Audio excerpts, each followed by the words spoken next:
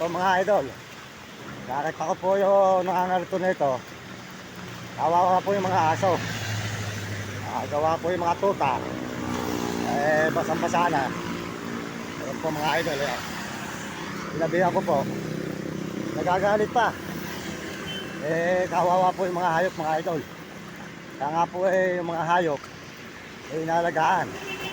Kaya nga po yung mga tuta. Kawawa po mga idol. Kawawa po itong mga tuta nito. Ayan. Kawawa po mga idol itong mga tuta Ayan, pinahihirapan Ayan, basang-basa.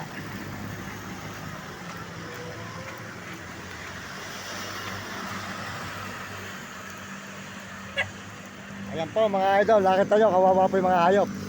Ito mga idol basang-basa po yung mga tuta mga idol. Kaya nagagalit pa ta. Tinan mo yung mga hayop po, kawawa Kawawa yung mga tuta. Laderdog ako ng mga aso. Ngayon mga idol, mga nag-aalaga ng aso dyan, andito yung nangangariton. At tingnan po yung tatlong tuta, kawawa mga idol. Ito talaga mga idol na kawawa yung mga hayop po, basang-basa. Anong baka. Ang nangyayari po kasi ginagamit po ang mga aso sa kariton para kumita lang ng pera. Tingnan po yung mga idol, kawawa yung mga aso.